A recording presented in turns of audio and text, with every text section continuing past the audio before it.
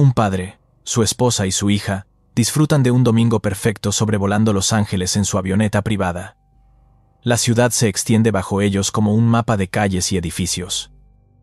A 20 kilómetros de distancia, un DC-9 de Aeroméxico desciende rutinariamente con 64 pasajeros a bordo. En el radar, solo un pequeño triángulo sin información de altitud. Un controlador aéreo novato con 4 meses de experiencia. 2 aviones convergen hacia el mismo punto del cielo a más de 400 kilómetros por hora. Nadie ve el peligro. Nadie puede evitarlo. Esta es la historia del vuelo Aeroméxico 498. 31 de agosto de 1986. Aeropuerto Internacional de Tijuana, México. 11 de la mañana. La terminal bulle con el movimiento típico de un domingo. Familias que regresan de vacaciones, ejecutivos que viajan a Los Ángeles por negocios, estudiantes que cruzan la frontera. En la plataforma, un McDonnell Douglas DC-9 Serie 32, con matrícula XAJED, espera a sus pasajeros. El avión tiene 17 años y medio de servicio, una edad respetable para la época. Con capacidad para 100 personas, esta mañana transportará a 58 pasajeros más 6 tripulantes. El DC-9 opera el vuelo 498 de Aeroméxico, una ruta que conecta Ciudad de México con Los Ángeles mediante escalas en Guadalajara, Loreto y Tijuana. Es un servicio rutinario, uno de los cientos que la aerolínea realiza cada semana. Los pasajeros abordan sin contratiempos. Algunos vienen desde Ciudad de México, otros se incorporan aquí en Tijuana. Maletas en los compartimentos superiores, cinturones abrochados, instrucciones de seguridad. Todo transcurre con la normalidad de un vuelo doméstico. En la cabina de mando, el capitán Arturo Valdés Prom revisa los instrumentos. Tiene 46 años y más de 10.000 horas de vuelo, con 4.600 en este modelo específico. A su derecha, el primer oficial José Héctor Valencia completa los chequeos prevuelo. Valencia es joven, apenas 26 años, pero acumula 1.245 horas en DC-9. Prácticamente toda su carrera como piloto comercial ha sido en este avión. Conoce cada sonido del motor, cada respuesta de los controles.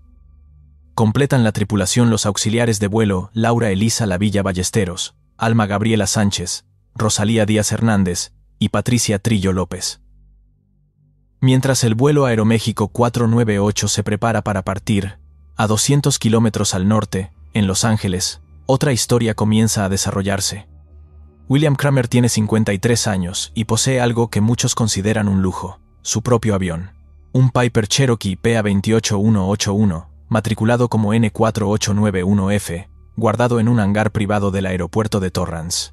Este domingo de finales de agosto ha decidido llevar a su esposa Kathleen y a su hija Caroline, de 21 años, a dar un paseo por el cielo del sur de California.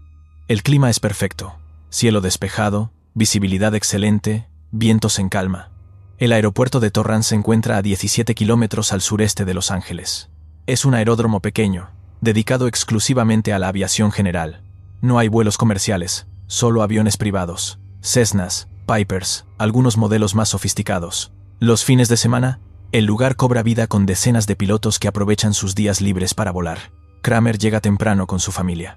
Revisa su avión con ayuda de Caroline, quien le ayuda a quitar los amarres que sujetan la aeronave al suelo. El Piper Cherokee tiene 10 años de antigüedad y está en buen estado. Kramer obtuvo su licencia de piloto apenas 6 años atrás, a los 47. En total acumula 237 horas de vuelo. No es mucho, pero se siente confiado. Ha volado esta ruta varias veces. Entra a la oficina de despacho y tramita su plan de vuelo bajo reglas visuales. Su intención es despegar de Torrance, ascender hasta 9.500 pies y volar hacia el sureste utilizando el corredor visual autorizado. Primero pasará sobre Long Beach, luego se dirigirá al borde Paradise y finalmente enfilará hacia su destino. El aeropuerto de Big Bear, una pequeña localidad de montaña al este de Los Ángeles. Un vuelo sencillo, pensado para disfrutar del paisaje. Lo que Kramer no sabe es que ese corredor visual existe precisamente para mantener a los aviones privados fuera del espacio aéreo controlado de Los Ángeles. El aeropuerto internacional de la ciudad es uno de los más congestionados del mundo. Miles de vuelos entran y salen cada día. Los controladores aéreos manejan un flujo constante de tráfico que requiere coordinación milimétrica. Cualquier avión que entre sin autorización representa un peligro. Y Torrance no es el único aeropuerto pequeño en la zona. Al este está Long Beach, la base aérea de Los Alamitos y el aeropuerto municipal de Fullerton. Al norte, el aeropuerto de Santa Mónica. Entre todos pueden mover hasta 6.000 operaciones de aviación general durante un fin de semana. Por eso existen corredores visuales específicos, rutas designadas que mantienen separado el tráfico privado del comercial. Aeropuerto de Tijuana. 11:20 de la mañana. Aeroméxico 498. Pista 09. Viento en calma. Autorizado para despegar. Pista 09. Autorizado para despegar. Aeroméxico 498. Los motores Pratt & Whitney del DC-9 rugen. El avión acelera por la pista, las ruedas se desprenden del asfalto, y el vuelo 498 inicia su ascenso hacia Los Ángeles. El trayecto es cortísimo, apenas 35 minutos. Para cuando los pasajeros terminen de acomodarse y las azafatas completen el servicio de bebidas, ya estarán iniciando el descenso. El plan de vuelo los llevará directo hacia el norte, cruzando la frontera y entrando al espacio aéreo estadounidense. Su nivel de crucero será de 10.000 pies, una altitud baja debido a la corta distancia. El capitán Valdés actúa como piloto que monitorea mientras el copiloto Valencia vuela la aeronave. Es una distribución estándar de tareas. Valdés supervisa los instrumentos, mantiene las comunicaciones con el control de tráfico aéreo y asegura que todo transcurra según el plan. El DC-9 asciende limpiamente sin inconvenientes, mientras los pasajeros miran por las ventanas. Algunos leen periódicos, otros conversan, y varios niños viajan a bordo. Es domingo, día de descanso, y muchas familias aprovechan para visitar parientes al otro lado de la frontera, o regresar a casa después de un fin de semana en México. Aeropuerto de Torrance. 11:41 de la mañana. November 4891 Foxtrot. Pista 29 derecha. Viento en calma. Autorizado para despegar. Pista 29 derecha. Autorizado para despegar. November 4891 Foxtrot. El Piper Cherokee de Kramer inicia su carrera de despegue. El motor de 180 caballos de fuerza empuja el pequeño avión hacia adelante. A los 70 km/h, Kramer tira suavemente del yugo y las ruedas se separan del suelo. Su esposa y su hija miran por las ventanas mientras Los Ángeles se extiende bajo ellos. Según su plan de vuelo, Kramer debería virar hacia el sureste y seguir el corredor visual autorizado pasando por Long Beach. Sin embargo, una vez en el aire, decide cambiar de rumbo. En lugar de virar al sureste, mantiene un rumbo este, un atajo peligroso e ilegal. Con solo 237 horas de experiencia, es posible que no comprenda completamente las restricciones del espacio aéreo. El Piper asciende hacia su altitud planificada de 9.500 pies. Dentro de la cabina, la familia Kramer disfruta del vuelo. El cielo está despejado, la visibilidad es perfecta. Pueden ver las autopistas serpenteando entre las colinas, los barrios residenciales formando patrones geométricos, el océano brillando a lo lejos.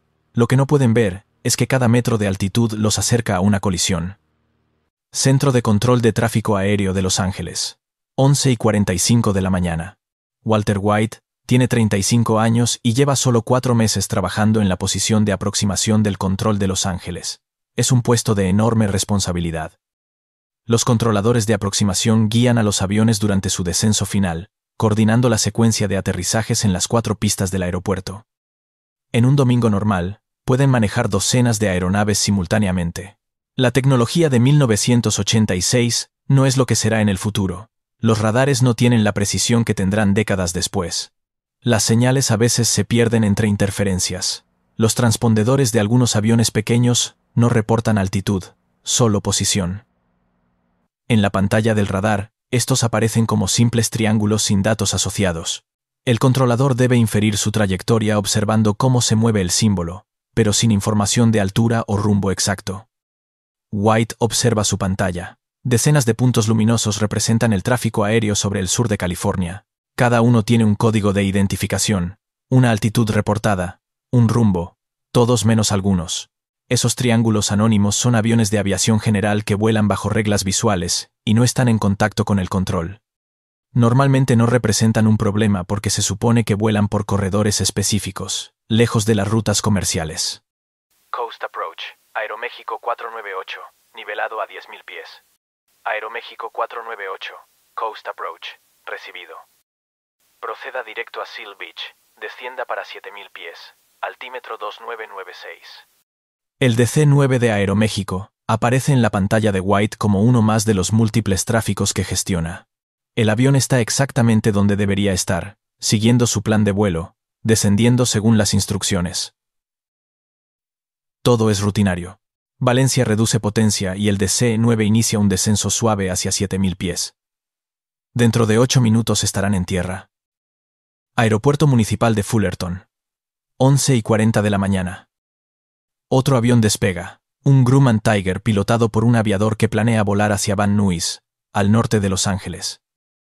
Igual que Kramer, este piloto decide no seguir el corredor visual establecido. Opta por una ruta directa que lo lleva a ingresar al espacio aéreo controlado sin autorización. Coast Approach, Grumman 1566 Romeo, despegando de Fullerton con destino Van Nuys, solicitó tránsito por su sector. La comunicación es larga. El piloto explica su ruta, solicita autorización, pregunta sobre el tráfico en la zona. La frecuencia se satura. Mientras White atiende esta llamada, otros aviones esperan su turno para comunicarse. Es una cascada de voces, indicativos, instrucciones. El trabajo del controlador requiere concentración absoluta. Y en medio de todo esto, un pequeño triángulo sin identificación se mueve lentamente en la pantalla. Es el Piper Cherokee de Kramer. White lo ve, pero no tiene información sobre su altitud. Asume que el avión vuela bajo, dentro de los límites permitidos para aviación general. No hay razón para preocuparse. Los pilotos privados conocen las reglas. Saben que no deben ascender más allá de ciertos niveles sin contactar al control. Pero Kramer no ha contactado a nadie, y continúa ascendiendo. 11:47 de la mañana. Espacio aéreo sobre Cerritos. El DC-9 de Aeroméxico vuela a 8000 pies, descendiendo gradualmente. El capitán Valdés y el copiloto Valencia mantienen su atención en los instrumentos y en la ruta. Han volado esta aproximación cientos de veces. Conocen cada punto de referencia, cada frecuencia de radio, cada procedimiento. A 5 kilómetros de distancia y 1000 pies por debajo, el Piper Cherokee sigue ascendiendo. Kramer busca referencias visuales en el suelo. Intenta localizar la autopista que planeaba seguir, pero desde 9000 pies las carreteras se ven pequeñas y confusas. Comienza a sentirse desorientado. No está seguro de su posición exacta. Mira, hija, qué hermosa la ciudad, dice a Caroline, quien observa por la ventana. Papá, ¿hacia dónde vamos? No veo Big Bear todavía. Tranquila, vamos bien, mantengamos rumbo hacia el este. Pero la realidad es que no iban bien. Kramer ha ascendido más de lo planificado. Su altímetro marca 8500 pies. Está dentro del espacio aéreo controlado de Los Ángeles, y está en la trayectoria directa del vuelo Aeroméxico 498. En el radar de White, los dos puntos convergen. El triángulo sin identificación y el símbolo del Aeroméxico 498 se acercan. Pero White está ocupado coordinando otros tráficos. La llamada del Grumman Tiger ha consumido su atención durante casi un minuto. Cuando finalmente termina esa comunicación, echa un vistazo a su pantalla. Los dos puntos están separados por menos de 2 kilómetros. White intenta determinar si hay conflicto. El triángulo no reporta altitud. Podría estar a 5000 pies. Podría estar a 10.000. No hay forma de saberlo con certeza. Alcanza el micrófono para llamar al Aeroméxico 498 y advertirles sobre el tráfico cercano, pero en ese momento otra aeronave solicita instrucciones. White responde. Son solo 10 segundos, pero 10 segundos a 400 kilómetros por hora significan más de 1 kilómetro de distancia recorrida. Cuando vuelve a mirar la pantalla, los dos puntos se han fusionado en uno solo. 11:52 de la mañana. Cielo sobre Cerritos. El copiloto Valencia mantiene el DC-9 en su descenso programado, 7500 pies. Todo está tranquilo en la cabina. Las azafatas han comenzado a recoger vasos y servilletas. Los pasajeros se preparan para el aterrizaje. Algunos ajustan sus relojes a la hora de California. Otros revisan que no hayan olvidado nada en los compartimentos superiores. Kathleen, busca en el mapa la avenida o algún lugar que nos sirva para orientarnos, dice Kramer a su esposa. El Piper Cherokee continúa su rumbo este. La familia no tiene idea de que, a menos de 100 metros por encima de ellos, 64 personas viajan en un avión comercial. Ninguno de los dos pilotos ve al otro avión. El DC-9 tiene un punto ciego directamente debajo de su morro. El Piper tiene un punto ciego directamente encima de su cabina. Las leyes de la física y la geometría conspiran para que ambas aeronaves sean invisibles entre sí hasta el último momento. Papá, cuidado. Caroline lo ve primero. Una sombra enorme que cruza sobre ellos. Apenas tiene tiempo de gritar. El estabilizador horizontal del DC-9, la superficie de control situada en la cola que mantiene el avión nivelado, impacta contra la cabina del Piper Cherokee. El metal se rasga. La estructura se desintegra. El pequeño avión se parte en dos. Los 3 ocupantes mueren instantáneamente. El DC-9 pierde su estabilizador completo. Sin esa superficie crítica, el avión se vuelve ingobernable. La nariz se inclina violentamente hacia abajo. Los controles no responden. El capitán Valdés tira del yugo con toda su fuerza. No sirve de nada. El avión entra en una picada vertical. Las alarmas suenan en la cabina. Los pasajeros gritan. Las máscaras de oxígeno caen de los compartimentos. El DC-9 gira sobre sí mismo mientras cae. La fuerza G es brutal. Objetos, maletas, personas, todo es lanzado contra las paredes y el techo. Valdés y Valencia luchan con los controles hasta el último segundo. Intentan todo. Potencia máxima en un motor, mínima en el otro, tratando de crear un desequilibrio que estabilice el avión. Nada funciona. La física es implacable. Sin estabilizador horizontal, no hay forma de recuperar el control. El DC-9 cae durante 45 segundos, desde 8.000 pies hasta el suelo. Los tripulantes y pasajeros saben lo que está ocurriendo, saben que van a morir. Algunos rezan. Otros abrazan a sus hijos. Las azafatas intentan mantener la calma, pero es imposible. El avión ruge y vibra mientras cae en espiral. A las 11:52 y 38 segundos de la mañana, el DC-9 impacta contra el barrio residencial de Cerritos. La explosión es devastadora. El avión se desintegra al contacto con el suelo, creando una bola de fuego que alcanza los 100 metros de altura. Los restos se esparcen por varias manzanas. 11 casas quedan destruidas. 15 personas que estaban en sus hogares ese domingo mueren al instante.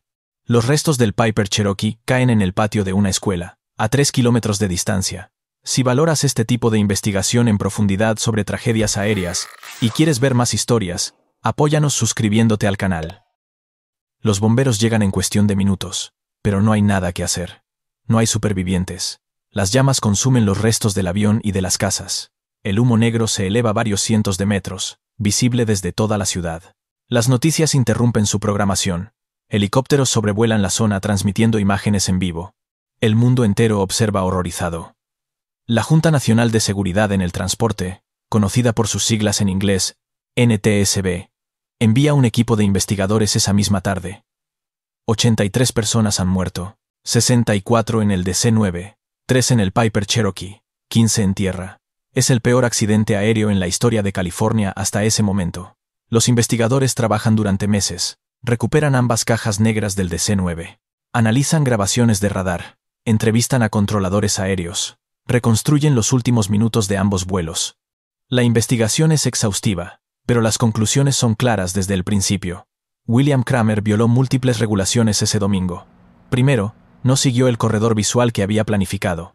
Segundo, ascendió al espacio aéreo controlado de Los Ángeles sin contactar al control de tráfico aéreo. Tercero, superó la altitud máxima permitida para vuelos visuales en esa zona sin autorización. Kramer era un piloto inexperto volando en uno de los espacios aéreos más complejos del mundo. No comprendía completamente las restricciones. Posiblemente pensó que volar bajo reglas visuales le daba libertad para ir donde quisiera, siempre que mantuviera contacto visual con el terreno. Eso es cierto en muchas áreas, pero no en Los Ángeles. El sistema de control de tráfico aéreo también falló. El radar no tenía capacidad para alertar automáticamente sobre conflictos con aeronaves que no reportaban altitud. Walter White, el controlador, estaba ocupado con otras comunicaciones en el momento crítico. Aunque vio el triángulo en su pantalla, no tenía información suficiente para determinar el peligro. Y en medio de todo esto estaba el piloto del Grumman Tiger. Su llamada larga y su entrada no autorizada al espacio aéreo saturaron la frecuencia de radio exactamente cuando White necesitaba contactar al Aeroméxico 498. No causó el accidente directamente, pero contribuyó a la cadena de eventos. La NTSB determinó que su comportamiento fue imprudente y negligente. Su licencia de piloto fue revocada permanentemente. El accidente de Cerritos cambió la aviación estadounidense. La tragedia expuso fallas sistémicas que requerían soluciones inmediatas. Primero, el Congreso aprobó una ley que exigía la instalación de sistemas anticolisión TCAS en todos los aviones comerciales. Estos sistemas usan transpondedores para detectar otras aeronaves cercanas y alertar a los pilotos con suficiente tiempo para maniobrar. Si el DC-9 y el Piper hubieran tenido TCAS, las alarmas habrían sonado 30 segundos antes del impacto. 30 segundos que habrían salvado 83 vidas. Segundo, se modificaron las regulaciones del espacio aéreo.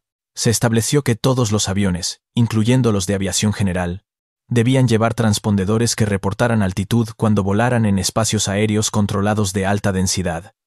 Ya no sería legal volar sobre Los Ángeles con un transpondedor básico que solo mostrara posición. Tercero, se reforzó la capacitación de controladores aéreos. Se implementaron protocolos más estrictos para el manejo de tráfico mixto. Se instalaron sistemas de radar más precisos. Se mejoró la tecnología de detección, pero ninguna de estas medidas devolvió la vida a las 83 personas que murieron ese domingo. Entre los 64 ocupantes del DC-9 había familias completas. Padres que viajaban con sus hijos pequeños. Abuelos que iban a visitar a sus nietos.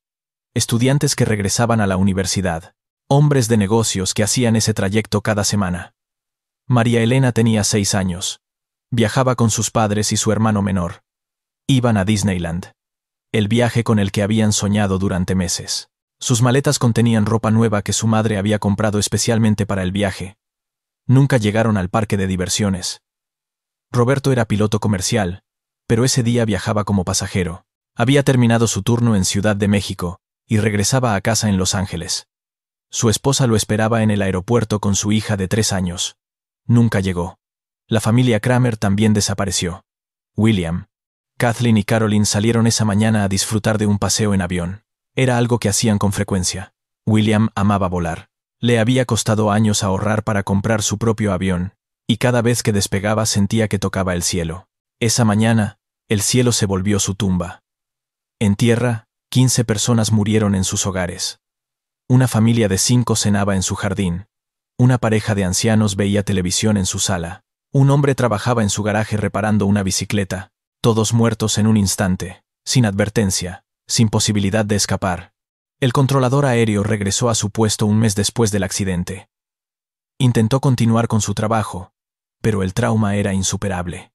Cada vez que miraba la pantalla del radar veía los 2 puntos convergiendo. Escuchaba en su mente las voces de los pilotos. Veía las noticias mostrando los restos del avión esparcidos por cerritos. White no era responsable del accidente. La investigación lo exoneró. Las circunstancias estaban fuera de su control. Un piloto inexperto que violó regulaciones, un sistema de radar obsoleto, una frecuencia saturada en el momento equivocado. Pero eso no aliviaba su culpa. Trabajó durante algunos meses más, pero eventualmente renunció. No podía soportar la presión. Cada turno era una tortura psicológica. Abandonó el control de tráfico aéreo y nunca regresó. El barrio de Cerritos se reconstruyó. Las casas destruidas fueron demolidas y se construyeron nuevas en su lugar. Un pequeño monumento marca el sitio del impacto.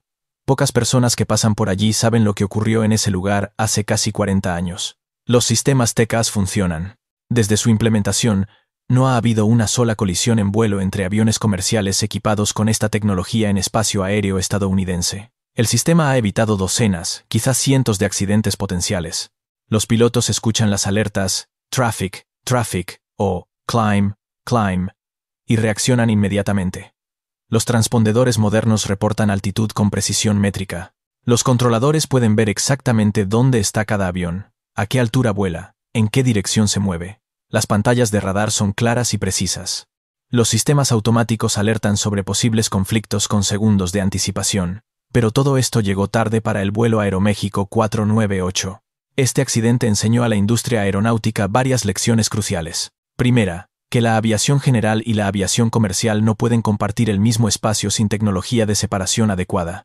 Segunda, que la capacitación de pilotos privados debe incluir comprensión profunda de restricciones de espacio aéreo. Tercera, que los controladores necesitan herramientas tecnológicas que compensen las limitaciones humanas. La seguridad aérea avanza sobre tragedias. Cada accidente revela debilidades del sistema. Cada investigación genera regulaciones nuevas. Cada víctima contribuye, involuntariamente, a que futuros vuelos sean más seguros. Es un consuelo pequeño, casi insignificante frente al dolor de las familias que perdieron a sus seres queridos. Pero es la realidad de cómo progresa la aviación.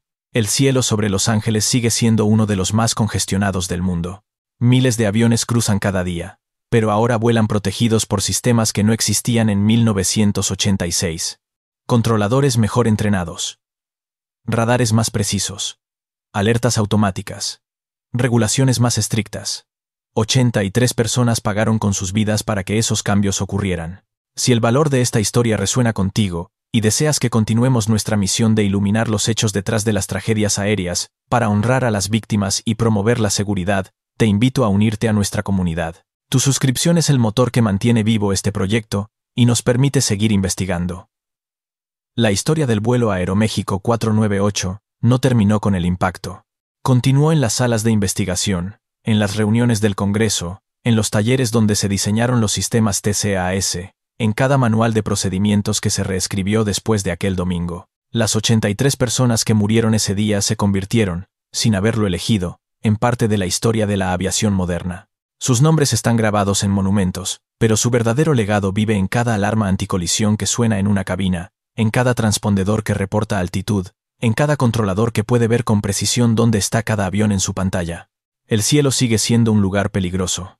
Miles de toneladas de metal volando a cientos de kilómetros por hora, separadas a veces por apenas unos metros. Pero es más seguro ahora que en 1986.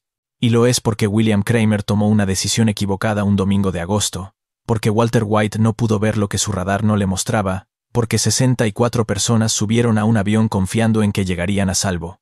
Esta fue la historia del vuelo Aeroméxico 498. Una tragedia que nos recuerda que cada procedimiento en aviación existe por una razón, que cada regulación fue escrita después de que alguien pagó el precio más alto, y que la seguridad aérea no es un estado que se alcanza, sino un proceso que nunca termina.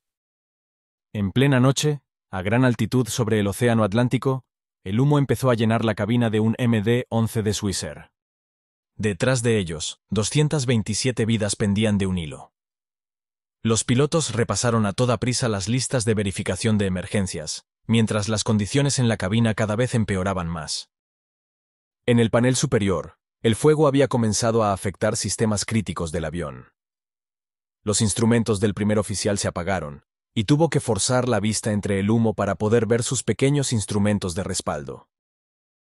¿Logrará la tripulación llevar el avión hasta un aeropuerto antes de que se agote el tiempo? Esta es la escalofriante historia del vuelo 111 de Swissair.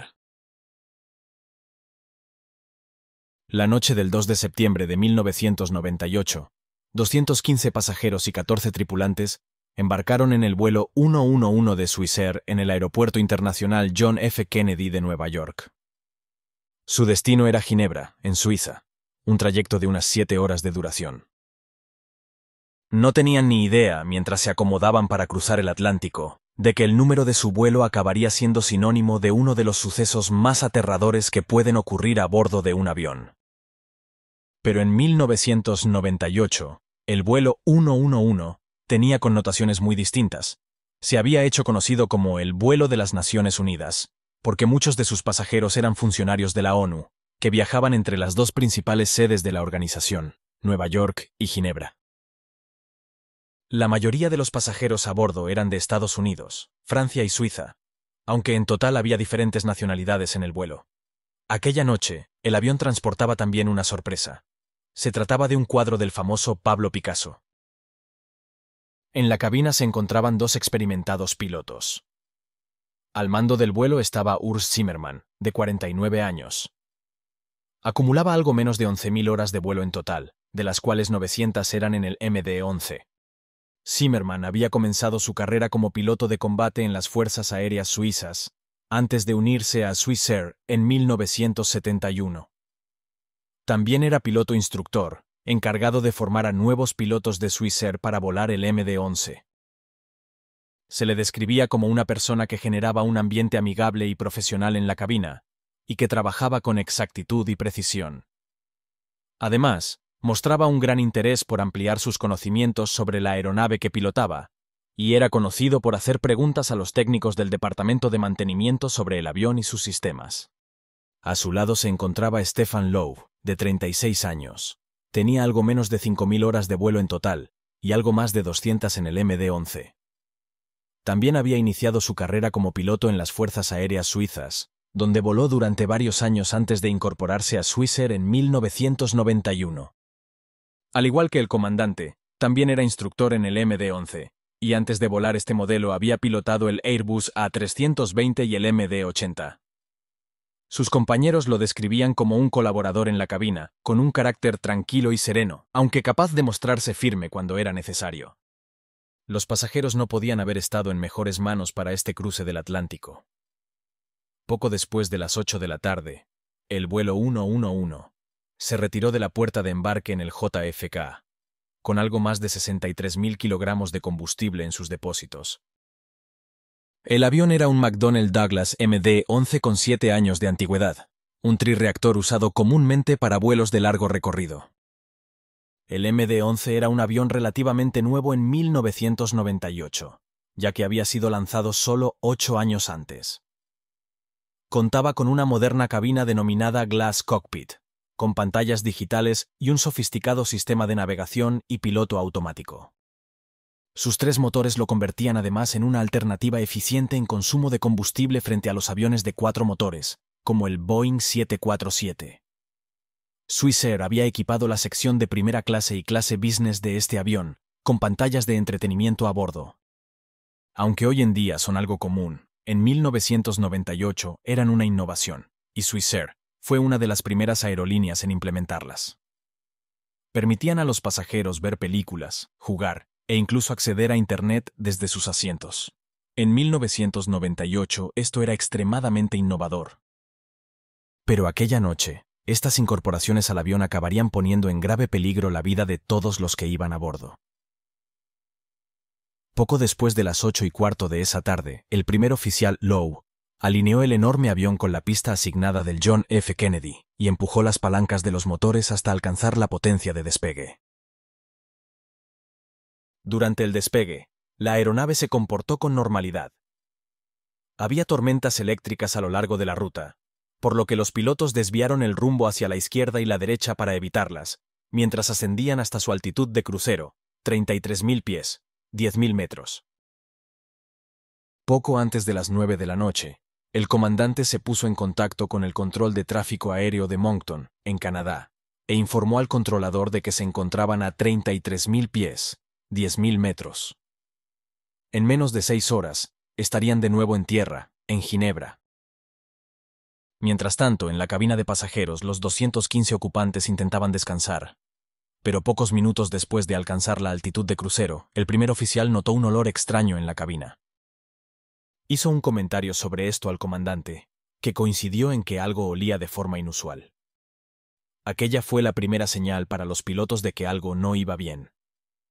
Poco después, el comandante vio algo de humo saliendo del techo, detrás del primer oficial, y se lo comentó. No es raro que el sistema de aire acondicionado de un avión produzca vapor. Quizá lo hayas visto alguna vez como pasajero. Por ese motivo, inicialmente los pilotos no se preocuparon. Sin embargo, el humo salía por una rendija justo al lado de la salida de aire acondicionado de la cabina. Aún así, por precaución, el primer oficial entregó el control del avión al comandante y se levantó de su asiento para realizar las comprobaciones oportunas. No obstante, al echar un vistazo por la zona, el humo ya había desaparecido. El comandante llamó a un auxiliar de vuelo a la cabina y le preguntó si notaba algún olor extraño y si había visto humo en la cabina de pasajeros. Ella respondió que percibía un olor en la cabina de vuelo, pero que en la cabina de pasajeros no había olor ni señales de humo. La auxiliar regresó a la cabina de pasajeros, y los pilotos volvieron a acomodarse en sus asientos, pero a pesar de todo, no tenían ni idea de que estaban en peligro mortal.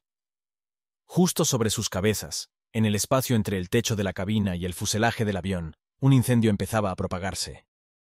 Un arco eléctrico en los cables que alimentaban el sistema de entretenimiento a bordo había quemado el material aislante, que empezó a arder lentamente. Swissair era consciente de problemas de sobrecalentamiento en el sistema de entretenimiento.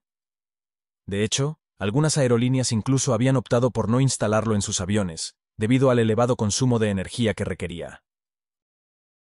Los pilotos se tranquilizaron al pensar que el humo probablemente procedía del sistema de aire acondicionado, pero por si acaso, abrieron el panel de aire en la pantalla del ACAST, sistema central de la cabina.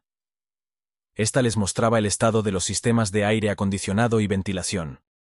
Sin embargo, no encontraron nada fuera de lo normal que les diera una pista sobre el origen del humo.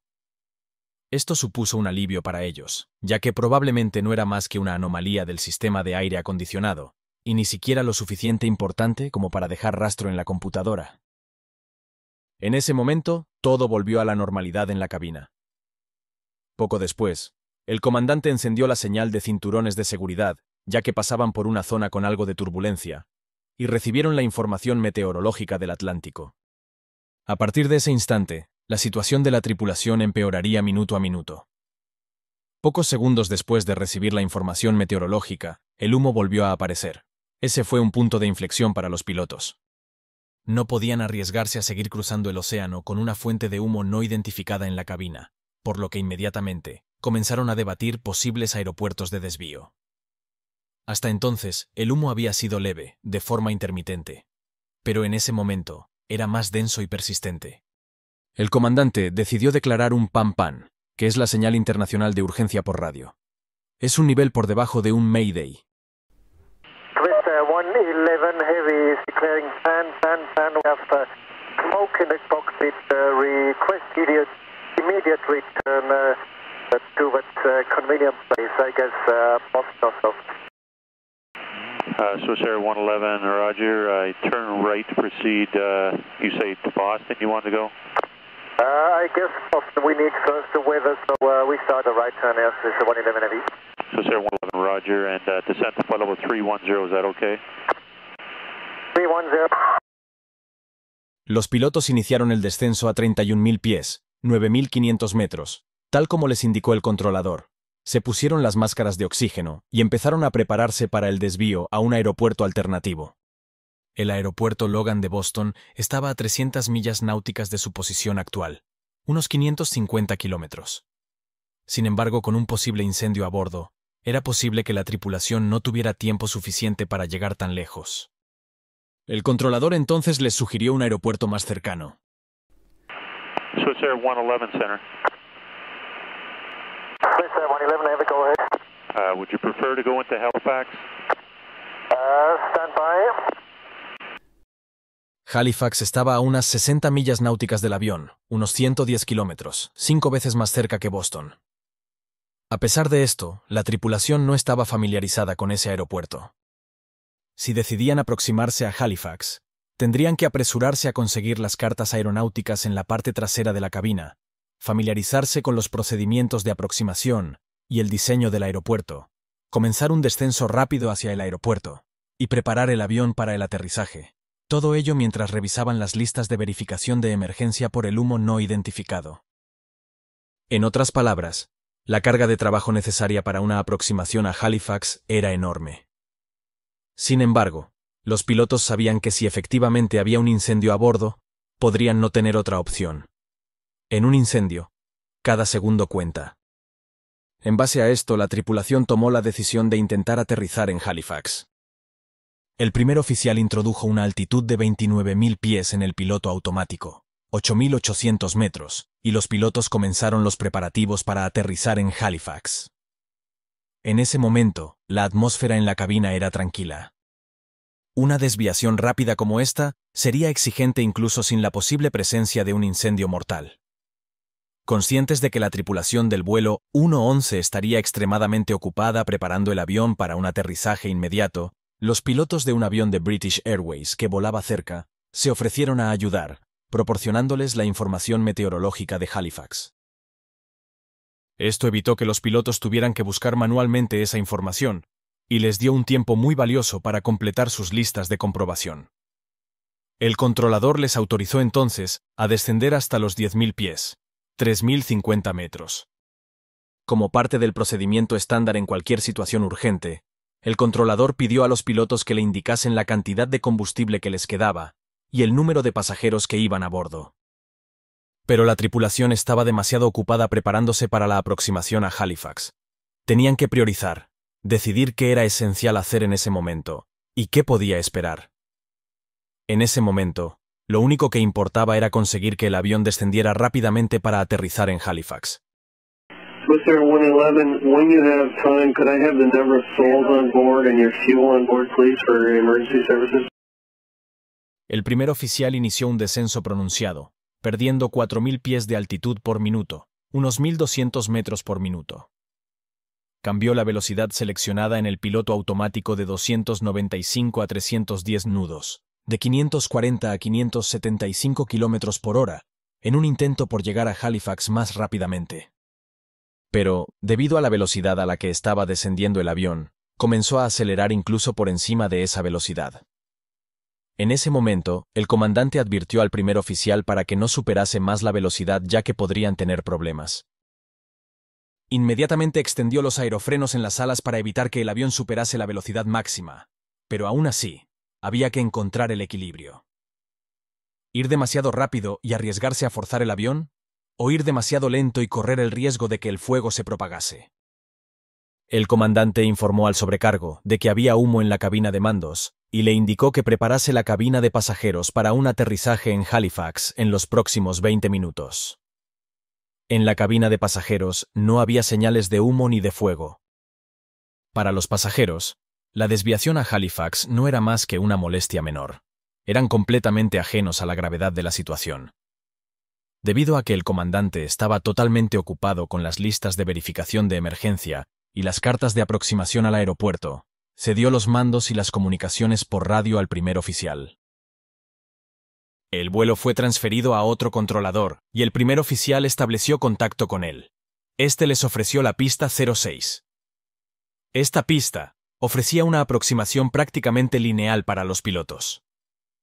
Esto habría sido lo ideal, pero estaban volando demasiado alto. Si descendían en picado hacia la pista 06, llegarían con demasiada velocidad para aterrizar con seguridad. El primer oficial informó al controlador de ello, y le pidió que repitiera la frecuencia del sistema de aterrizaje por instrumentos, ILS.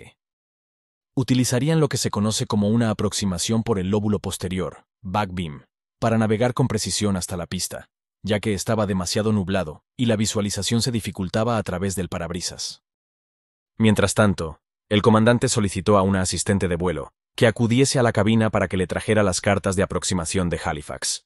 Ella le entregó el maletín de la tripulación, que contenía cartas de cientos de aeropuertos de todo el mundo, y el comandante comenzó a buscar las cartas correspondientes a Halifax. Ahora tenían algo más de tiempo para descender y configurar el avión para el aterrizaje en Halifax, pero había un gran problema. Apenas había pasado 1 hora desde el despegue en Nueva York, por lo que el avión seguía cargado de combustible. Si aterrizaban con ese peso, era posible que no pudieran frenar el avión antes del final de la pista. Tendrían que soltar combustible para reducir el peso a un nivel seguro para el aterrizaje. Los pilotos comenzaron a debatir cuál sería el mejor lugar para hacerlo. El primer oficial informó al comandante de que el controlador solicitaba que la maniobra de vaciado de combustible se realizase al sur del aeropuerto y esto los alejaría aún más. Ahora el comandante tenía una decisión difícil que tomar. Si optaba por omitir la maniobra de vaciado y aterrizar de inmediato, corría el riesgo de salirse por el final de la pista al aterrizar, lo que podría provocar lesiones o incluso la muerte de los pasajeros. Sin embargo, si giraban hacia el sur para soltar combustible y la situación en la cabina de vuelo empeoraba, sería mucho más difícil regresar a Halifax a tiempo. El comandante en este momento se encontraba en una encrucijada. Tenía un posible incendio a bordo, pero no había humo en la cabina de pasajeros, y el humo en la cabina de mandos aún no era demasiado denso. El avión estaba por encima del peso máximo de aterrizaje, y aún tenía que completar decenas de puntos en la lista de verificación. No quería que el avión se incendiara antes de llegar al aeropuerto, pero tampoco quería aterrizar en un aeropuerto desconocido, con sobrepeso y sin estar completamente preparado.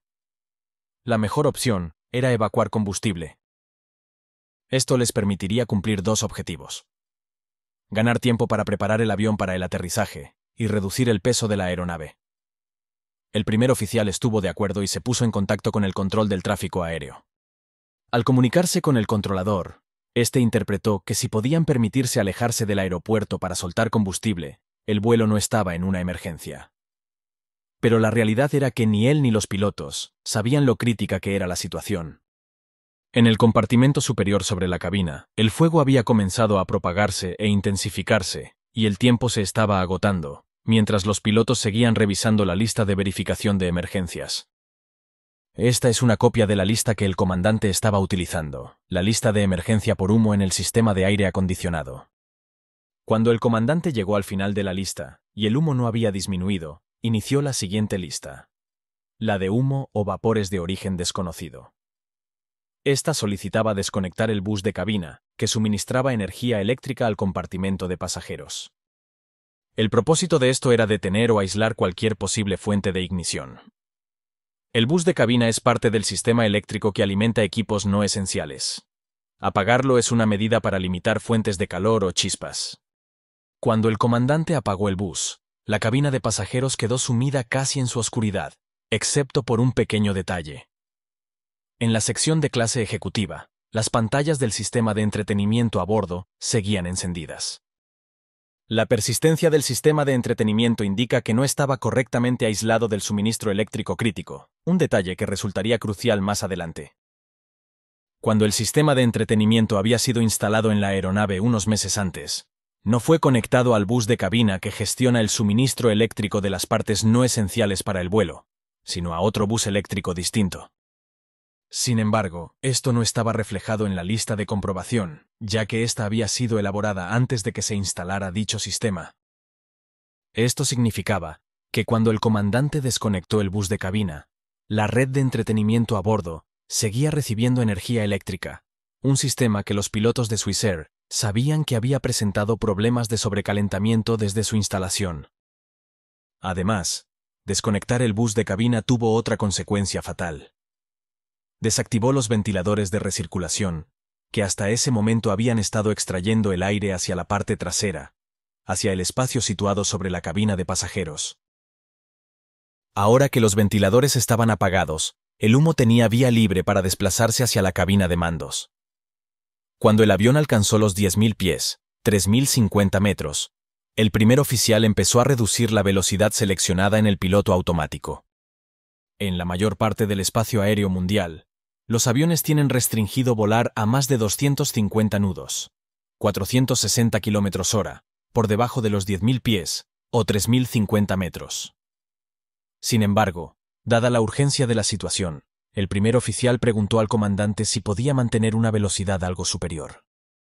El comandante le respondió que estaba ocupado con las listas de verificación, y dejó sobre la responsabilidad del primer oficial que pilotase el avión como considerara más adecuado. Mientras el comandante avanzaba con la lista de verificación, al desconectar varias fuentes de suministro eléctrico, el piloto automático se desactivó y el primer oficial pasó a pilotar el avión manualmente. La carga de trabajo de la tripulación era extremadamente elevada. Estaban trabajando contrarreloj para completar listas de verificación, preparándose para el procedimiento de evacuar combustible y además controlar el nivel de humo en la cabina. En medio de todo esto, el primer oficial tenía que pilotar el avión sin ayuda del piloto automático. Pero justo en ese mismo instante, el fuego se hizo visible en la parte trasera de la cabina de vuelo. Los sistemas de a bordo comenzaron a fallar, y los pilotos declararon la emergencia de forma simultánea al control de tráfico aéreo. El comandante informó al controlador de que necesitaban aterrizar de inmediato.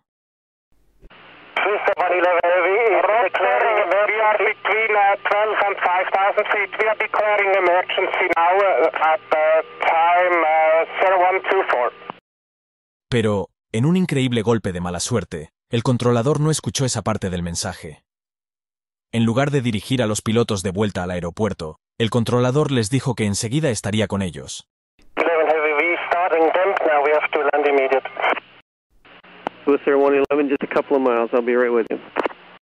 A medida que el fuego se propagaba, los sistemas del avión empezaron a fallar.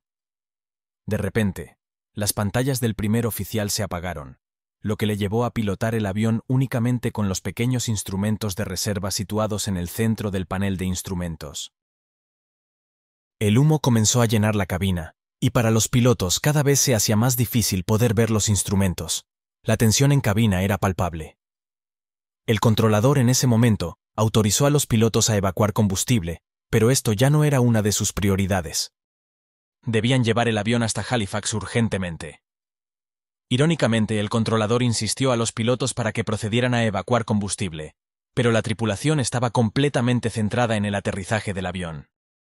El fuego se propagaba por la cabina e iba inutilizando más sistemas. Uno de ellos fue el cableado que alimentaba de energía al transpondedor, lo que hizo que el avión desapareciera del radar del controlador. Poco después, se desactivó la radio, cortando toda comunicación entre los pilotos y el control de tráfico aéreo. Ahora, el avión estaba completamente solo. El primer oficial continuó el descenso y trató de girar de nuevo hacia Halifax, pero en ese momento, el fuego atravesó el panel de disyuntores en la parte trasera de la cabina. El comandante se levantó de su asiento e intentó apagar las llamas usando el manual de referencia rápida para emergencias, pero en medio del denso humo, el primer oficial apenas lograba ver los diminutos instrumentos de reserva. Eran su única esperanza para guiar el avión de vuelta al aeropuerto. Mientras tanto, intentó cambiar la fuente de alimentación de los instrumentos, pero fue en vano. El suministro eléctrico no duró lo suficiente como para que las pantallas llegaran a encenderse del todo. A medida que más sistemas se veían afectados por el fuego, la cabina comenzó a llenarse de alarmas, algunas reales, otras erróneas. Una de ellas indicaba que el motor número 2, el que iba montado en el estabilizador vertical, estaba en llamas. Esa advertencia era errónea, pero el primer oficial no tenía forma de saberlo, y apagó el motor. Las condiciones en la cabina eran ahora infernales. El humo tóxico había oscurecido la visión del primer oficial, y el fuego era tan intenso que el aluminio fundido empezaba a gotear del techo sobre el asiento del observador, detrás de los pilotos. El primer oficial mantuvo el avión en un giro descendente hacia la derecha, pero ya era demasiado tarde.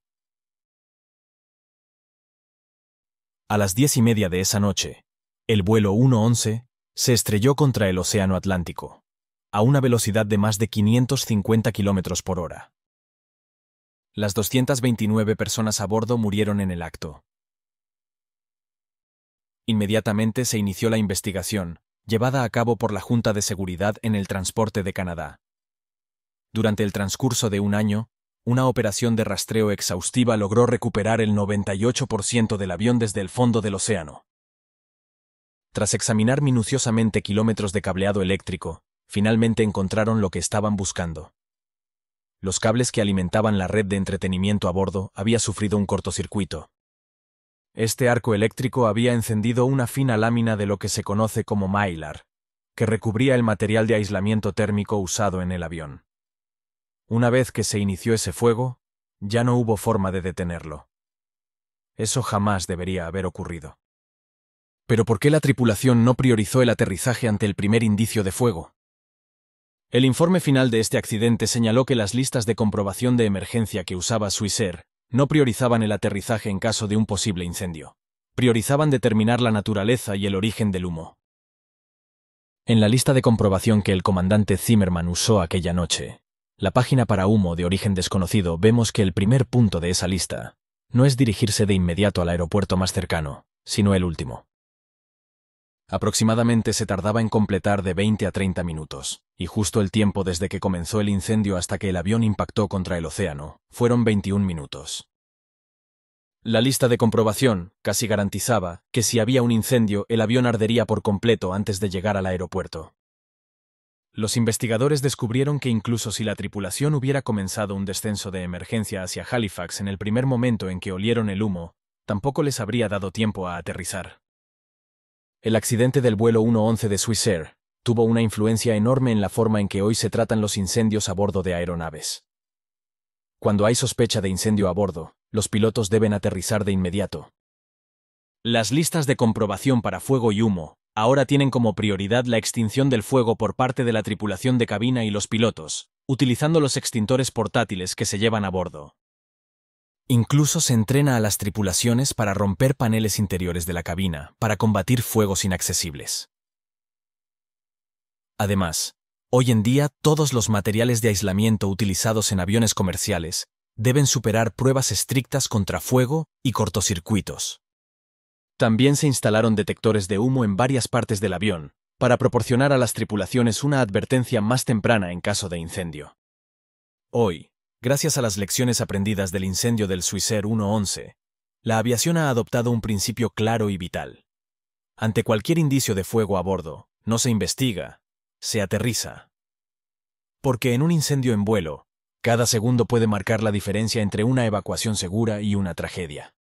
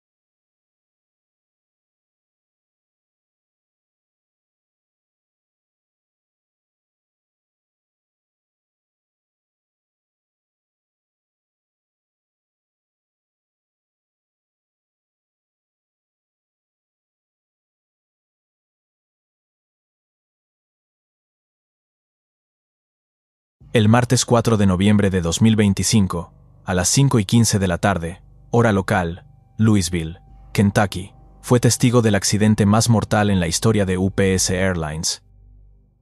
El vuelo 2976 despegaba rutinariamente de la pista 17 derecha del Aeropuerto Internacional Muhammad Ali con destino a Honolulu. 144.000 litros de combustible cargados para el largo vuelo transpacífico. 3 pilotos experimentados en cabina. Un McDonnell Douglas MD-11 carguero de 34 años de antigüedad. Pero algo salió terriblemente mal.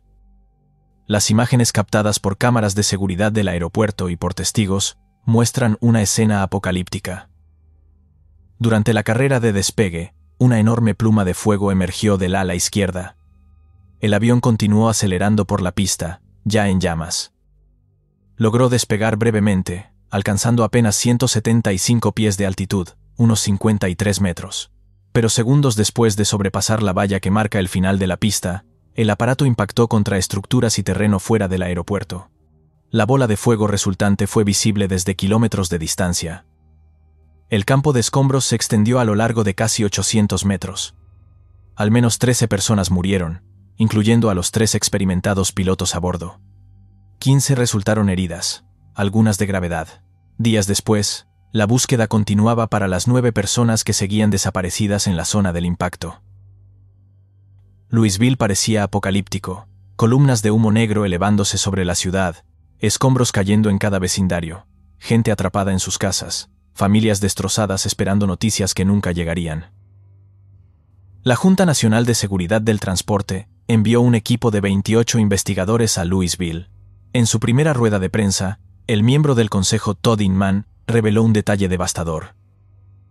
Las imágenes de las cámaras de seguridad del aeropuerto confirmaban que el motor izquierdo, el motor número 1, se había separado completamente del ala durante el despegue. No fue después del impacto, fue durante el despegue. Este motor, un General Electric CF680C-2D-1F, junto con su revestimiento completo, fue encontrado al lado derecho de la pista 17 derecha, cerca del punto donde la pista se intersecta con la calle de rodaje Alfa 2. Las fotografías muestran el motor gravemente dañado, con tierra y hierba incrustadas en la parte frontal, lo que indica que rodó fuera de la pista, tras separarse del avión. La pregunta inmediata era obvia. ¿Estaba el motor en llamas antes de separarse, o el fuego fue consecuencia de la separación? Los investigadores todavía no lo han confirmado, pero las imágenes sugieren que una vez que el motor se desprendió, cortando líneas de combustible, hidráulicas y eléctricas, el ala izquierda quedó envuelta en llamas que se alimentaban de múltiples fuentes, y aquí es donde la situación de la tripulación se volvió absolutamente desesperada. El capitán Richard Wartenberg, el primer oficial Lee Truitt y el oficial internacional de relevo, capitán Dana Diamond, se enfrentaron a lo que los pilotos llaman una emergencia no superable. En el momento en que el motor se separó, el avión ya había superado la velocidad V1, la velocidad de decisión de despegue. Una vez que se supera, ya no hay suficiente pista por delante para frenar con seguridad, y se debe continuar con el despegue, aunque se haya perdido un motor. Los aviones comerciales modernos están diseñados precisamente para eso mismo, despegar y volar de forma segura incluso con un motor inoperativo. Pero este MD-11 no había perdido simplemente un motor, había perdido físicamente el motor completo, arrancado violentamente del ala. El fuego en el ala izquierda se alimentaba de combustible que seguía bombeándose desde los tanques centrales del avión a través de las líneas rotas. Las bombas eléctricas de combustible continuaban funcionando, vertiendo queroseno directamente en el infierno. Las líneas hidráulicas también estaban cortadas, derramando fluido inflamable, y potencialmente, aire desangrado extremadamente caliente, con temperaturas superiores a 1000 grados centígrados, proveniente de los motores operativos. También podría estar alimentando las llamas a través de válvulas de aislamiento comprometidas. Pero hay más. Las grabaciones muestran evidencia de que el motor número 2, el motor trasero montado en la cola, estaba ingiriendo restos y escombros del motor desprendido. Se pueden observar compresores que fallan, lo que indica pérdida de potencia. El avión no solo había perdido el motor izquierdo, estaba perdiendo también el motor central. Un MD-11 puede volar con un motor, pero no con dos fuera de servicio. Y definitivamente no puede volar con un ala en llamas y posiblemente con daños estructurales críticos en los sistemas de control. La tripulación no tuvo tiempo de reaccionar. No hubo tiempo para tirar de la palanca de fuego del motor, que habría cerrado las válvulas de combustible e hidráulicas. No hubo tiempo para declarar una emergencia o intentar volver al aeropuerto. Todo sucedió en cuestión de segundos. Para cualquiera familiarizado con la historia de la aviación, este accidente evoca de inmediato el vuelo 191 de American Airlines, el 25 de mayo de 1979.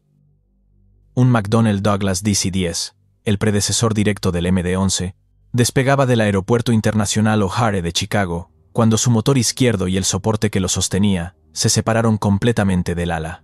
273 personas murieron en el peor accidente de aviación en la historia de Estados Unidos hasta ese momento. Lo que hizo que el vuelo 191 fuera tan catastrófico no fue solo la pérdida del motor, fue el daño colateral. Cuando el soporte falló, el motor no cayó hacia abajo como cabría esperar.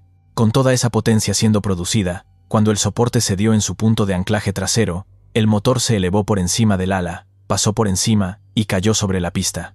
En el proceso, arrancó una sección de 1 metro del borde de ataque del ala izquierda y cortó las líneas hidráulicas que bloqueaban los dispositivos hipersustentadores, slats, las superficies extendibles del borde de ataque que generan sustentación adicional durante el despegue.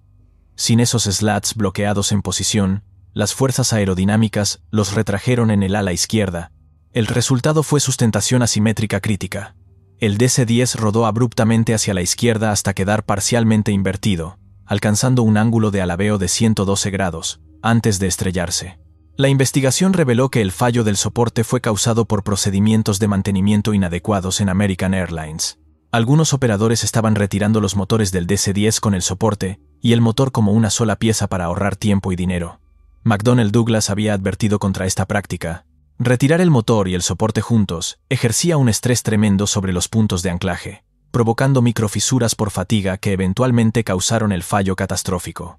Después del accidente, se realizaron cambios importantes. Se modificaron los requisitos de certificación de la FAA. Se revisó el enrutamiento de los sistemas hidráulicos y eléctricos para evitar fallos de punto único causados por daños colaterales. Y crucialmente, se implementaron válvulas de retención en el sistema hidráulico para evitar que los slats se retrajeran si se perdía presión hidráulica. Entonces, ¿por qué ocurrió esto de nuevo en 2025? El MD-11 es esencialmente una versión estirada y mejorada del DC-10. Comparte la misma configuración básica, 3 motores, 2 montados en las alas mediante soportes y 1 en la cola, 3 sistemas hidráulicos independientes, controles de vuelo asistidos hidráulicamente. Pero aquí está el problema.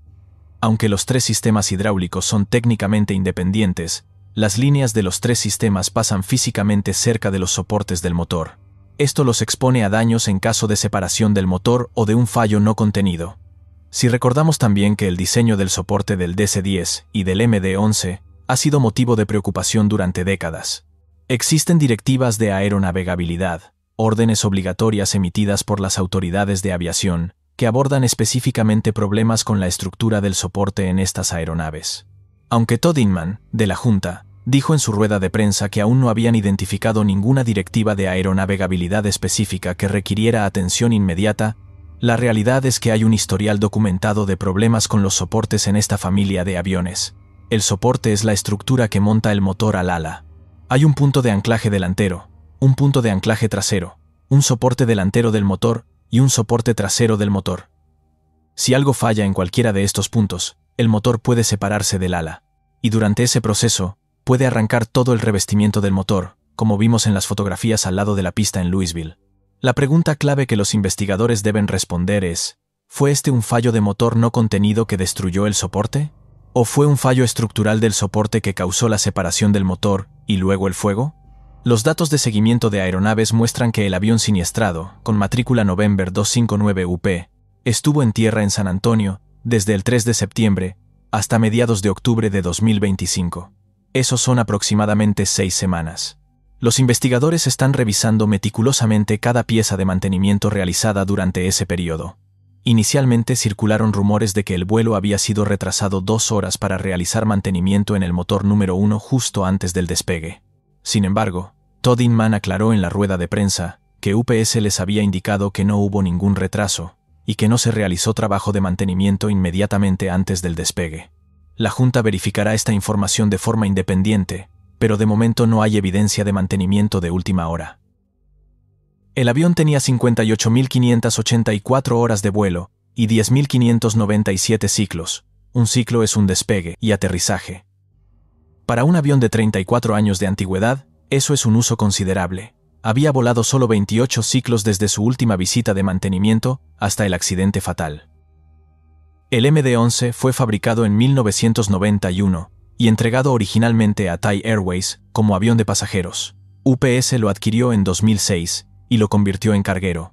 Estos aviones veteranos siguen siendo la columna vertebral de las flotas de carga de UPS y FedEx, a pesar de que los costes operativos de los aviones de 3 motores se han vuelto menos favorables con el aumento de los costes del combustible. Los aviones bimotores modernos son más eficientes, pero la transición lleva tiempo, y la flota antigua permanece en servicio, soportando una parte cada vez mayor de las operaciones de carga global. Si te está gustando este análisis técnico, considera suscribirte al canal. Seguiremos cubriendo esta investigación a medida que se desarrolle con información detallada que no encontrarás en otros lugares. Una vez que el motor se separó, desencadenó una cascada de fallos que hicieron imposible la recuperación. Primero, el fuego. Con las líneas de combustible cortadas y las bombas eléctricas todavía funcionando, el combustible se vertía directamente en el ala envuelta en llamas. Las bombas no se detendrían a menos que la tripulación pudiera accionar el interruptor de fuego del motor, pero simplemente no hubo tiempo. Segundo, la hidráulica. El MD-11 tiene 3 sistemas hidráulicos independientes, pero todos pasan cerca de los motores del ala. El sistema hidráulico izquierdo es particularmente crítico, porque alimenta los slats del borde de ataque tanto del ala izquierda como del ala derecha. Los slats son superficies móviles en el borde de ataque del ala que se extienden durante el despegue para aumentar la sustentación y retrasar la pérdida. En las imágenes del impacto captadas por una cámara, se puede ver que el motor número 3 todavía está unido al ala derecha y parece que los slats del ala derecha todavía están en posición de despegue. Pero no hay suficiente evidencia fotográfica para determinar el estado de los slats del ala izquierda. Esto es crítico. Si los slats del ala izquierda se retrajeron, incluso solo los slats exteriores más allá del motor número 1, esa ala entraría en pérdida mucho antes que el ala derecha. El resultado sería un balanceo brusco hacia la izquierda, exactamente lo que vemos en los vídeos del accidente. Después del desastre del vuelo 191 de American Airlines en 1979, el diseño fue modificado para instalar válvulas de retención en el sistema hidráulico, específicamente para evitar que los slats se retrajeran si se perdía presión hidráulica. Pero si el daño fue lo suficientemente severo como para romper físicamente las líneas hidráulicas en múltiples ubicaciones, esas válvulas de retención podrían no haber sido suficientes. Tercero, la pérdida de potencia. Con el motor número 1 completamente ausente y el motor número 2 ingiriendo escombros y perdiendo potencia, el avión no tenía el empuje necesario para mantener el vuelo. El motor número 3 en el ala derecha estaba produciendo plena potencia, pero eso solo creaba más asimetría, impulsando el avión a balancearse hacia la izquierda. Y cuarto, el peso y la configuración. El avión estaba completamente cargado de combustible para un vuelo de 9 horas a Honolulu. 144.000 litros. Eso es un peso enorme. El tren de aterrizaje todavía estaba abajo. Los flaps y slats estaban en configuración de despegue. A solo 53 metros de altitud, no había margen para maniobras, no había tiempo para reconfigurar el avión. No había espacio para intentar una recuperación. Los pilotos estaban condenados. El avión giró bruscamente hacia la izquierda después de superar la valla al final de la pista. Golpeó el techo de un almacén de UPS Supply Chain. Luego su ala izquierda impactó contra una pila de tanques de aceite en Kentucky Petroleum Recycling, provocando una explosión masiva. El avión se inclinó más de 90 grados hacia la izquierda antes de estrellarse contra un camión semirremolque y el suelo. La bola de fuego fue apocalíptica. El avión actuó esencialmente como una bomba debido a la enorme cantidad de combustible. El fuego se extendió a lo largo de casi 800 metros. Más de 100 bomberos respondieron a la escena. Se necesitaron horas para contener las llamas lo suficiente como para que los equipos de búsqueda y rescate pudieran comenzar a trabajar. 2 negocios fueron directamente impactados: Kentucky Petroleum Recycling y Grade A Auto Parts, un desguace de automóviles. Sean Garber, propietario de Grade A Auto Parts, perdió 4 de los 18 edificios de su empresa, destruidos por la explosión. 2 de sus empleados estaban inicialmente desaparecidos. Milagrosamente, un restaurante local cercano, Stooges, no fue tocado. La propietaria, Debbie Self, de 76 años, describió cómo vio el avión estrellarse desde la ventana de su restaurante. Dijo que Dios envolvió sus brazos alrededor de su edificio. 100 metros más, y el restaurante entero habría desaparecido, junto con todos los que estaban dentro. La planta de Ford Motor Company cercana, donde miles de trabajadores construyen SUVs, tampoco fue alcanzada directamente, aunque experimentó un corte de energía temporal. El gobernador Andy Beshear señaló que el avión también podría haber impactado el centro de convenciones. La tragedia podría haber sido mucho peor. Todas las escuelas del distrito escolar del condado de Jefferson, el más grande del estado con casi 100.000 estudiantes, fueron cerradas el miércoles siguiente al accidente. Se emitió una orden de confinamiento inicialmente centrada en el aeropuerto, con un radio de 8 kilómetros. Esta se redujo posteriormente a 1,5 kilómetros, y luego a solo 400 metros alrededor del sitio del accidente en Great Lane. Se estableció un centro de reunificación en la Academia de Entrenamiento de la Policía para las familias que buscaban información sobre sus seres queridos. El alcalde Craig Greenberg instó a las familias a no ir directamente a los hospitales para evitar saturarlos. 15 personas fueron trasladadas a UofL Health, con lesiones que iban desde quemaduras menores hasta graves. 13 fueron dadas de alta a la mañana siguiente. 2 permanecían en estado crítico en cuidados intensivos días después. La Guardia Nacional de Kentucky fue movilizada. El gobernador Beshear declaró el estado de emergencia para permitir un mayor movimiento de recursos y ayuda. El FBI, la Agencia de Protección Ambiental y la Oficina de Alcohol, Tabaco, Armas de Fuego y Explosivos se unieron a la investigación. UPS suspendió las operaciones en su centro aéreo Worldport la noche del accidente. Worldport es una instalación de 5 millones de metros cuadrados que procesa hasta 400.000 paquetes por hora y emplea a 20.000 trabajadores de UPS. La instalación ve más de 300 vuelos diarios de UPS. Las operaciones de clasificación se reanudaron a la mañana siguiente, aunque la clasificación del servicio de entrega en segundo día fue cancelada ese día. Los vuelos de pasajeros hacia y desde el Aeropuerto Internacional Muhammad Ali de Louisville se reanudaron el miércoles, pero experimentaron retrasos significativos. Los aviones de UPS también comenzaron a salir del aeropuerto nuevamente, aproximadamente 24 horas después del accidente. Los investigadores de la Junta lograron recuperar tanto la grabadora de voz de cabina como la grabadora de datos de vuelo. Son modelos mejorados Harris L3. La grabadora de datos de vuelo contiene información de 24 vuelos, incluido el que se estrelló. También contiene aproximadamente 2 horas de audio de voz de la cabina. Los investigadores están trabajando para crear una línea de tiempo de eventos combinando datos reportados por la FAA y las cajas negras, altitud, velocidad del aire, información del motor y el estado de todos los sistemas instalados en la aeronave. El jueves 6 de noviembre, los investigadores revelaron que estaban revisando 63 horas de datos recopilados de la caja negra. La altitud final reportada del avión fue de 145 metros, viajando a una velocidad de 183 nudos. Los investigadores también están realizando lo que se conoce como una caminata FOD en la pista. Están buscando cualquier objeto o escombro que pueda estar relacionado con el incidente. Han recuperado múltiples piezas de palas de ventilador del motor junto con el componente principal del motor esparcidos por el campo de escombros. Al menos 12 personas murieron en este desastre. 3 eran los pilotos. El capitán Richard Wartenberg, de 48 años, el primer oficial Lee Truitt, de 45 años, y el oficial internacional de relevo, capitán Dana Diamond. 9 personas más permanecían desaparecidas días después del accidente. El gobernador Beshear confirmó que no esperaban encontrar a nadie más con vida. Una de las víctimas mortales se cree que es un niño pequeño. Los forenses están trabajando en la escena del accidente intentando determinar las identidades de las víctimas. El calor extremo del fuego alimentado por 144.000 litros de combustible de aviación hizo que la identificación fuera un proceso largo y doloroso. 16 familias reportaron inicialmente parientes desaparecidos. Para el jueves, ese número se había reducido a 9, pero todavía había docenas de personas esperando noticias sobre sus seres queridos. Y aquí quiero hacer una pausa para hablar de algo personal que la mayoría de la gente no considera. Cuando estos vuelos de carga salen de Louisville cada noche, transportando carga por todo el mundo para que recibamos nuestros paquetes a tiempo al día siguiente, los miembros de la tripulación están completamente fuera de comunicación durante toda la duración del vuelo. No hay forma de contactar a sus familias en casa. Entonces, mientras todos estos vuelos están saliendo, Todas las familias de todos estos miembros de la tripulación en casa están esperando ansiosamente noticias, porque han recibido la noticia de que algo ha sucedido, pero no saben si sus seres queridos estaban involucrados. No hay manera de contactarlos una vez que están a 10.000 metros de altitud en ruta a su destino. Como protocolo habitual, la compañía establece una línea directa y comienza a resolver esto. Y 24 horas después, había 11 familias cuyos seres queridos no volverían a casa como resultado de este desastre.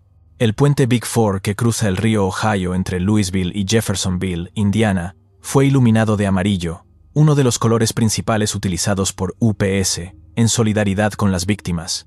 Esta investigación llevará probablemente 1 año y medio o más antes de que se publique el informe final, pero ya hay preguntas críticas que deben responderse. ¿Fue este un fallo catastrófico no contenido del motor que destruyó el soporte? ¿O fue un fallo estructural del soporte que causó la separación del motor? Si fue un fallo del motor, ¿qué lo causó? ¿Fue una pala de ventilador que se rompió? ¿Fue un disco de compresor que se fracturó? El motor CF6 ha estado involucrado en algunos incidentes de alto perfil. En 2016, el vuelo 383 de American Airlines, un Boeing 767, experimentó un fallo no contenido del motor y un incendio durante el despegue en Chicago con una versión diferente del motor CF6. Y en 1989, un disco de ventilador CF6-6 causó que el vuelo 232 de United Airlines, un DC-10, se estrellara en Sioux City, Iowa. Si fue un fallo del soporte, ¿qué lo causó? ¿Fueron microfisuras por fatiga en los accesorios del soporte? ¿Fue corrosión?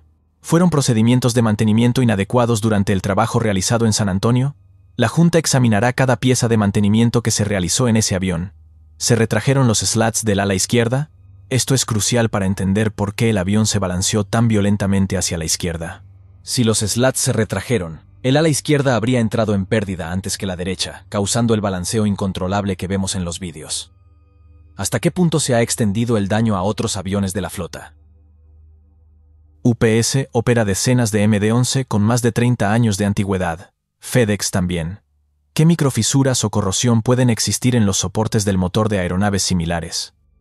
¿Qué intervalos de inspección son realmente adecuados para metal que ha sido estresado cientos de miles de veces? Y una pregunta más amplia. ¿Es hora de retirar estos aviones veteranos de 3 motores y hacer la transición a cargueros bimotores más nuevos y más seguros? Han pasado 46 años desde el vuelo 191 de American Airlines. Se suponía que habíamos aprendido las lecciones de esa tragedia. Se cambiaron los procedimientos de mantenimiento. Se modificaron las rutas de los sistemas hidráulicos y eléctricos. Se instalaron válvulas de retención para evitar la retracción de los slats. Se actualizaron los requisitos de certificación. Y sin embargo, aquí estamos de nuevo. Es demasiado pronto para sacar conclusiones definitivas sobre lo que causó la separación del motor en el vuelo 2976 de UPS. Pero las similitudes con el vuelo 191 son inquietantes. La separación del motor izquierdo durante el despegue, el fuego inmediato, la pérdida de control, el balanceo brusco hacia la izquierda, el impacto fatal segundos después. Si este accidente fue causado por un fallo del soporte relacionado con mantenimiento o fatiga, plantea preguntas serias sobre la supervisión del mantenimiento de aeronaves antiguas. Si fue causado por un fallo catastrófico del motor, plantea preguntas sobre los intervalos de inspección y la confiabilidad de los motores CF6 envejecidos. De cualquier manera, es probable que veamos nuevas directivas de aeronavegabilidad, inspecciones mejoradas de los soportes del motor en el MD-11 y aeronaves similares de 3 motores, revisión de los procedimientos de remoción, inspección y reinstalación del motor, posiblemente la implementación de monitoreo digital de la salud estructural o pruebas no destructivas avanzadas para detectar fisuras ocultas o fatiga en las estructuras del soporte, y potencialmente, aceleración de los plazos de retiro para cargueros envejecidos de 3 motores. Estas no son medidas radicales. Son respuestas proporcionadas a un fallo catastrófico, basadas en 46 años de lecciones aprendidas. El 4 de noviembre de 2025 será recordado como uno de los días más oscuros en la historia de la aviación de carga. 12 vidas perdidas, docenas más heridas, 9 personas todavía desaparecidas, familias destrozadas, una comunidad traumatizada. Los investigadores de la Junta permanecerán en Louisville durante al menos una semana, peinando el campo de escombros de 800 metros, analizando cada pieza de evidencia, revisando cada grabación, inspeccionando cada componente. Los datos de las grabadoras serán analizados meticulosamente en el laboratorio de la Junta en Washington. Se examinarán los registros de mantenimiento que abarcan décadas. Se entrevistará a los testigos. Se ejecutarán simulaciones por computadora. Y eventualmente, sabremos qué salió mal. Sabremos por qué el motor número 1 se separó del ala. Sabremos si fue un fallo del motor o un fallo del soporte. Sabremos si el mantenimiento fue un factor. Sabremos si se retrajeron los slats. Sabremos por qué estos 3 pilotos experimentados no tuvieron ninguna oportunidad de salvar su avión. Pero ninguna de esas respuestas traerá de vuelta al capitán Richard Wartenberg, al primer oficial Lee Truitt o al capitán Dana Diamond. Ninguna de esas respuestas. Si este análisis te ha resultado informativo, considera suscribirte al canal. Seguiré cubriendo esta investigación a medida que se desarrolle, con información detallada que no encontrarás en otros lugares. Déjame un comentario abajo con tu opinión sobre las similitudes con el vuelo 191. Nos vemos en el próximo video. El 1 de diciembre de 1981, un McDonnell Douglas MD-82, con tan solo un año en servicio, llevaba a bordo a 173 turistas en un vuelo charter hacia el aeropuerto de Ajaccio, ubicado en la isla francesa de Córcega. Este vuelo era todo menos ordinario. Había sido organizado como un viaje especial de un día por una agencia de viajes eslovena. Los pasajeros aterrizarían en Ajaccio, disfrutarían de un recorrido turístico por la ciudad y regresarían a su lugar de origen esa misma noche. Esta planificación particular implicaba que los pilotos realizaban su primer vuelo hacia este aeropuerto. Su desconocimiento del área, sumado a condiciones meteorológicas desfavorables, pondría a prueba tanto su pericia como las comunicaciones con el control de tráfico aéreo. Durante el descenso, una serie de malentendidos aparentemente menores entre los pilotos y el ATC comenzarían a acumularse, creando una peligrosa divergencia entre la posición mental que tenía cada parte sobre la ubicación del avión. ¿Conseguirán los pilotos aterrizar en el aeropuerto de Ajaccio, en Córcega? ¿O por el contrario esa serie de malentendidos llevará al avión y sus ocupantes al peor de los destinos? Esta es la historia del vuelo 1308 de Inex Adria. En la mañana del 1 de diciembre de 1981, el vuelo 1308 de Inex Adria Airways despegó de la capital eslovena, Ljubljana, llevando a bordo a 173 pasajeros y 7 tripulantes. Este vuelo especial había sido organizado por una agencia de viajes como parte de la celebración de un festivo nacional yugoslavo. Los pasajeros, emocionados, se dirigían a la pintoresca ciudad de Ajaccio, en Córcega, una isla francesa del Mediterráneo conocida por sus montañas y playas escénicas. La planificación del viaje era sencilla pero poco común. Un vuelo de ida y vuelta en el mismo día, lo que convertía la operación en un desafío logístico para la aerolínea. Inicialmente, el vuelo estaba programado para ser operado por un DC-9, pero este avión no podía acomodar a todos los pasajeros previstos. Inex Adria decidió entonces utilizar uno de sus nuevos McDonnell Douglas MD-82, un modelo avanzado que había comenzado a operar en 1980.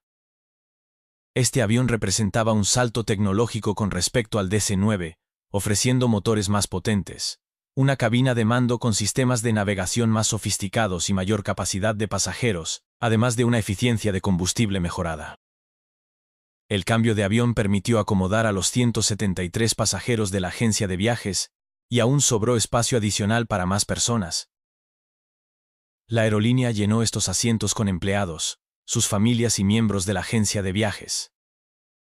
Incluso asignaron un asiento para un mecánico que había subido a bordo con el propósito de realizar tareas de mantenimiento en Ajaccio. El avión estaba tan lleno que algunos empleados tuvieron que ocupar los asientos plegables destinados al personal de cabina. La tripulación estaba compuesta por pilotos experimentados, aunque con diferente nivel de familiaridad con el modelo MD-82. El capitán, Iván Kunović, tenía 55 años y acumulaba más de 12.000 horas de vuelo, la mayor parte de ellas en aviones militares y comerciales. Sin embargo, su experiencia con el MD-82 era limitada, con apenas 188 horas en este modelo, ya que había completado su entrenamiento ese mismo año en Estados Unidos. Por otro lado, El primer oficial, Frank Terglav, de 40 años, contaba con un total de 4.000 horas de vuelo, de las cuales 288 eran en el MD-82. Aunque tenía más horas en este avión que el capitán, era también su primera vez volando hacia Ajaccio, un destino que planteaba retos específicos debido a su ubicación geográfica y la topografía circundante. El aeropuerto de Ajaccio, situado entre montañas y el mar Mediterráneo, carecía de radar, lo que significaba que los controladores de tráfico aéreo dependían de los reportes de posición proporcionados por los pilotos para gestionar el tráfico. Esto aumentaba la necesidad de precisión en las comunicaciones y el cumplimiento estricto de los procedimientos publicados en las cartas de aproximación. Además, las condiciones meteorológicas pronosticadas para el día incluían cielos cubiertos y visibilidad limitada, lo que obligaría a la tripulación a confiar completamente en sus instrumentos. Con la mezcla de pasajeros entusiastas y una tripulación profesional, el vuelo 1308 representaba tanto una oportunidad de aventura como un desafío operacional. Este contexto inusual, combinado con las especificidades del equipo y del destino, establecería el escenario para los eventos que seguirían más tarde ese mismo día. Poco antes de las 8 de la mañana, el vuelo despegó de Ljubljana, dando inicio a lo que prometía ser una jornada emocionante para los 173 pasajeros a bordo. El McDonnell Douglas MD-82 se elevó con suavidad mientras la tripulación trabajaba diligentemente para garantizar la comodidad de todos. Todos los pasajeros, familias, empleados de la aerolínea, personal de la agencia de viajes y otros entusiastas esperaban ansiosos explorar la pintoresca isla de Córcega. Este destino no era común para vuelos regulares desde Yugoslavia, lo que hacía del viaje una experiencia especial para muchos. En la cabina de pasajeros se respiraba un ambiente relajado y festivo. Algunos pasajeros aprovecharon la oportunidad para interactuar con el personal de cabina y preguntar sobre aspectos del vuelo, mientras que otros se enfocaban en disfrutar de las vistas desde las ventanillas. Varios niños viajaban también, lo que contribuía a la atmósfera alegre. Algunos pasajeros, interesados en el funcionamiento del avión, solicitaron visitar la cabina de mando. En esa época, este tipo de visitas a la cabina eran relativamente comunes bajo condiciones controladas, y los pilotos accedieron amablemente a las solicitudes. El capitán Ivan Kunovich y el primer oficial Frank Terglav mantenían una actitud profesional, pero también cordial, conscientes de la naturaleza especial del vuelo.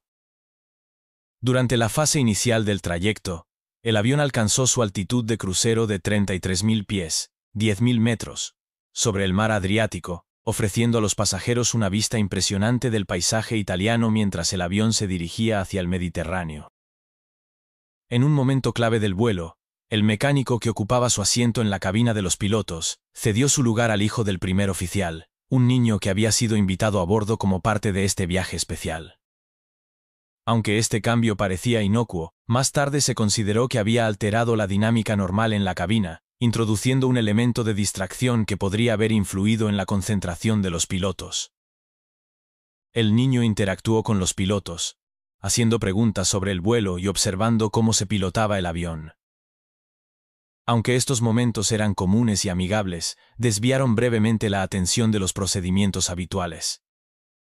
Mientras el avión continuaba su trayecto, la tripulación comenzó a planificar el descenso hacia Ajaccio. El aeropuerto era conocido por su aproximación desafiante, debido a la compleja topografía de la isla y la falta de radar. Esto obligaba a los pilotos a depender exclusivamente de las cartas de navegación y de las instrucciones proporcionadas por el Control de Tráfico Aéreo, ATC. Las condiciones meteorológicas también representaban un reto. Nubes densas cubrían gran parte de la región, reduciendo significativamente la visibilidad y aumentando la necesidad de un estricto cumplimiento de los procedimientos instrumentales. La revisión de las cartas de aproximación, que describían un patrón de espera alrededor del borde Ajaccio, se llevó a cabo en la cabina de mando. Estas cartas especificaban que el avión debía descender de manera controlada desde los 33.000 pies, 10.000 metros, hasta una altitud segura antes de alinearse con la pista. Sin embargo, La atención de los pilotos se vio brevemente interrumpida, cuando el hijo del primer oficial señaló montañas visibles a través de las ventanillas de la cabina. Este tipo de interrupciones, aunque comunes en vuelos relajados, podría haber contribuido a que se pasaran por alto detalles críticos relacionados con el procedimiento de aproximación. Alrededor de las 8:30, la tripulación comenzó el descenso hacia Ajaccio. Aunque la comunicación con el ATC inicial fue clara, la combinación de un ambiente informal, distracciones menores y las condiciones desafiantes sentarían las bases para los malentendidos, que se desarrollarían en los minutos siguientes. A medida que el vuelo 1308 descendía, surgieron los primeros indicios de problemas. Durante el briefing de aproximación, los pilotos fueron interrumpidos en 2 ocasiones por el hijo del primer oficial. Estas distracciones hicieron que los pilotos pasaran por alto información vital en las cartas de aproximación, incluyendo la altitud mínima de seguridad del patrón de espera, 6.800 pies, 2.000 metros. Esta altitud había sido calculada para mantener a las aeronaves por encima del monte San Pietro, una montaña que se eleva a 4.500 pies, aproximadamente 1.370 metros, al sureste del aeropuerto. Alrededor de las 9 menos cuarto, el avión niveló a 11.000 pies, 3.350 metros, mientras se acercaba al borde Ajaccio desde el noreste. El capitán contactó con el ATC. Bonjour Ajaccio. Adria Juliet Papa 1308, nivel 110 acercándonos al borde Ajaccio. Solicitamos descenso. El ATC respondió lo siguiente. Juliet Papa 1308, Ajaccio Approach, buenos días. Mantenga 110 hasta el borde Alpha Juliet Oscar. Procedimiento estándar desde el BOR, QNH 1009, QF, E1008. Viento en superficie 280 grados, 20 nudos, 37 km por hora, pista 21 en uso. Informe sobre Alpha Juliet Oscar antes de descender. Aunque esta comunicación parecía clara, contenía una ambigüedad que sería fatal. El controlador no utilizó la palabra autorizado, que los pilotos esperaban escuchar para iniciar la aproximación estándar. En lugar de eso, interpretaron que solo habían sido autorizados a llegar al BOR y debían esperar instrucciones adicionales antes de descender. A las 9 menos 10, el avión llegó al borde Ajaccio y entró en el patrón de espera a 11.000 pies, 3.350 metros. El capitán informó. Estamos sobre el borde Ajaccio. Solicitamos descenso. El ATC respondió.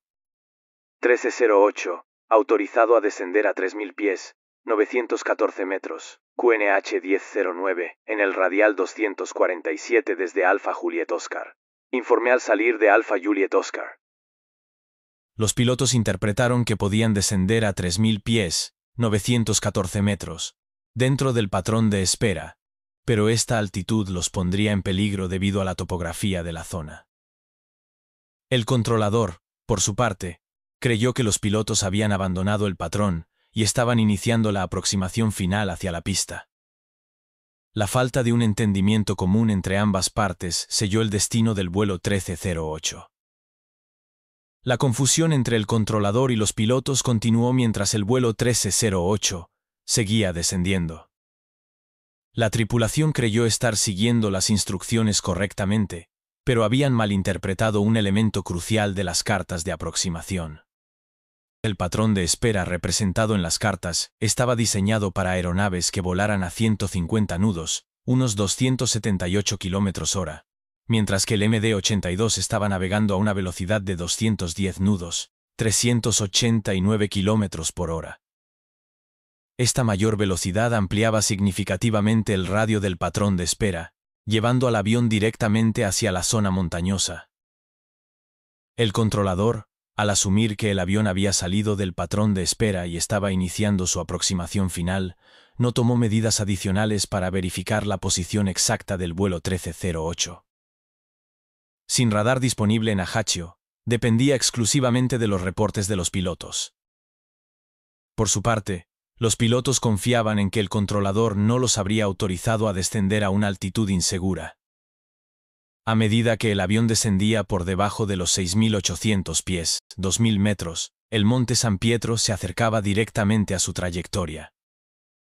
Sin embargo, la tripulación, distraída por las condiciones meteorológicas adversas y las comunicaciones con el ATC, no se percató del peligro inminente.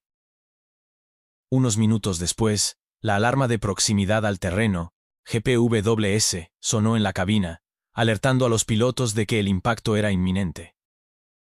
A pesar de sus esfuerzos por ganar altitud de inmediato, el tiempo se había agotado. El avión colisionó con el monte San Pietro a las 9:03 de la mañana, provocando la muerte instantánea de los 180 ocupantes.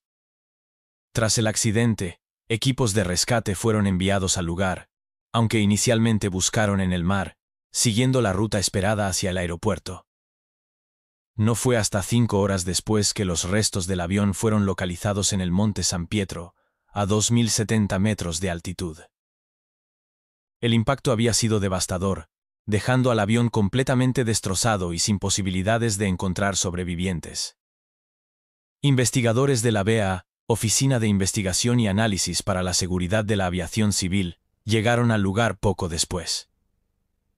En su informe final, publicado 2 años después, determinaron que la causa principal del accidente fue la decisión de los pilotos de descender por debajo de la altitud mínima de seguridad. Sin embargo, identificaron varios factores contribuyentes que incluyeron malentendidos en las comunicaciones, la falta de claridad en las instrucciones del ATC y la interpretación errónea de los pilotos sobre las autorizaciones recibidas fueron fundamentales en el desenlace.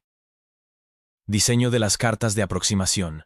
Las cartas no reflejaban el tamaño real del patrón de espera para velocidades superiores, lo que llevó al avión a una trayectoria peligrosa. Falta de radar. La ausencia de un sistema de radar en el aeropuerto impidió al ATC identificar que el avión estaba fuera de la trayectoria esperada. Entre las recomendaciones realizadas por la BA destacaron: estandarización del lenguaje. Implementar un lenguaje claro y universal entre pilotos y controladores para evitar ambigüedades.